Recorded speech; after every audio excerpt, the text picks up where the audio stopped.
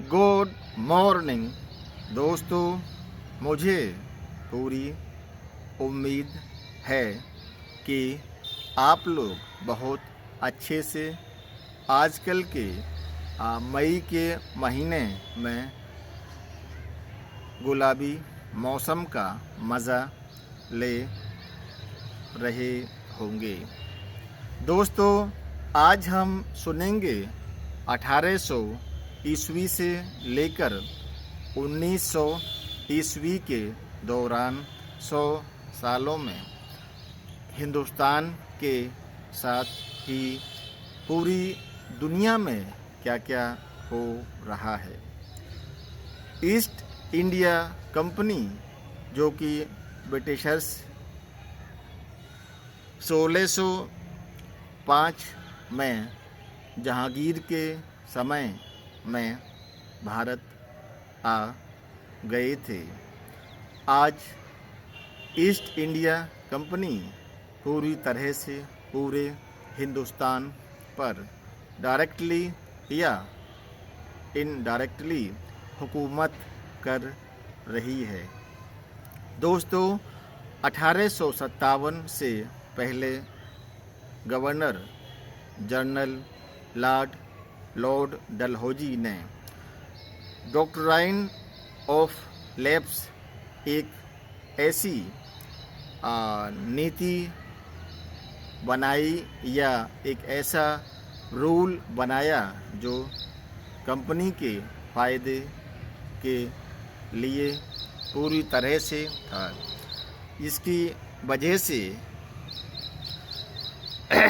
Doctrine of lapse की वजह से कई रियासतें अंग्रेज़ों को अपने यहाँ भी थाली में परोस कर मिल गईं। इसी बीच एक गदर हुआ 1857 में, जिसे हिंदुस्तान का फर्स्ट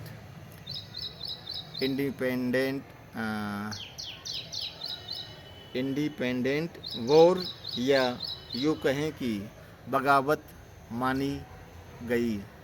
बगावत अंग्रेज़ों और जो राजा महाराजे या नवाब जमींदार अंग्रेज़ों के साथ मिले हुए थे, उन्होंने इसे बगावत माना और आम हिंदुस्तानी ने इसे आज़ादी की लड़ाई के लिए पहला कदम माना।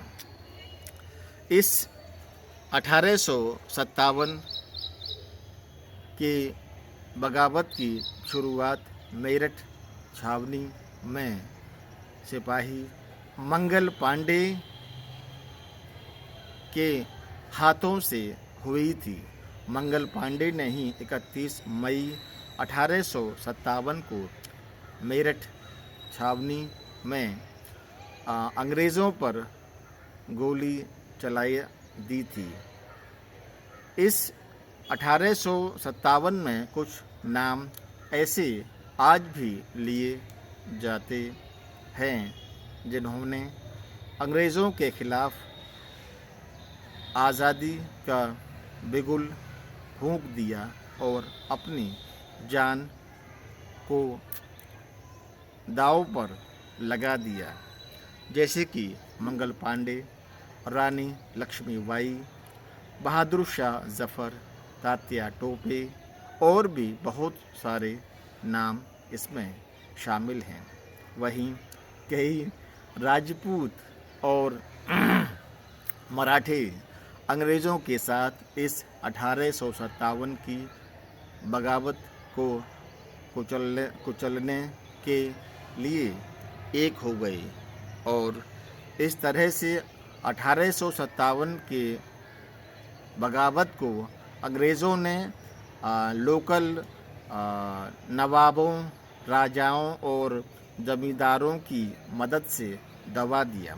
अब अंग्रेज़ों का पूरी तरह से हिंदुस्तान के हर हिस्से पर इनडायरेक्टली या डायरेक्टली कब्ज़ा हो गया।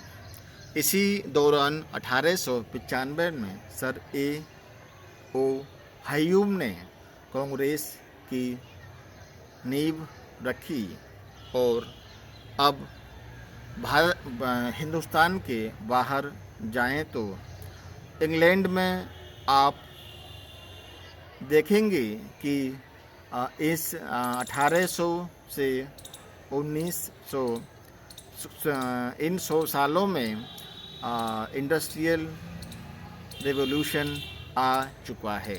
कारखाने, रेल और नई नई ईजाद की हुई चीज़ें आने लगी हैं। इंग्लैंड को बहुत ही समृद्ध और नई तकनीक के साथ ही कारखानों का देश कहा जाने लगा। अब फ्रांस पर आते हैं। यूरोप में नेपोलियन बोनापार्ट, जो कि कई लड़ाइयों के जीतने के बाद वो यूरोप के दूसरे देशों पर कब्ज़ा करने के लिए बहुत ज़्यादा लड़ाइयाँ लड़ रहे थे।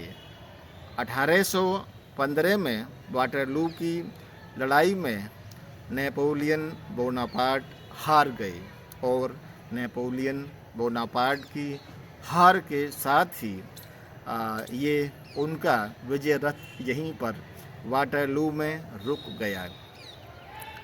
अमेरिका की बात करें तो अमेरिका में सिविल वॉर शुरू हो चुका था।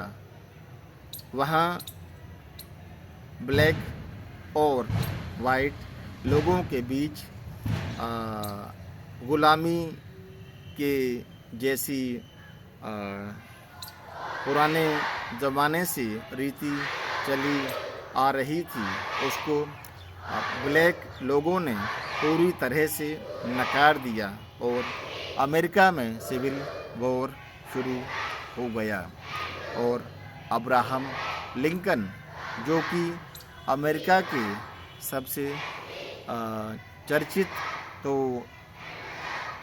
नहीं कह सकते लेकिन बहुत ही अच्छे प्रेसिडेंट रहे हैं, इन्होंने इस सिविल वॉर को बहुत अच्छे से हैंडल करके अमेरिका में दास प्रथा, स्लेव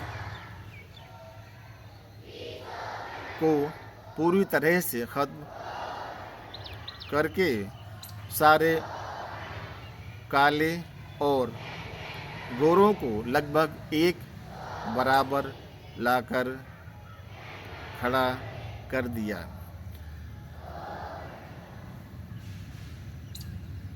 जर्मनी और इटली की बात करें तो जर्मनी, जो कि पहले छोटे छोटे स्टेट में बटा हुआ था, अब वो एक बहुत बड़ा राज्य स्टेट बन चुका है।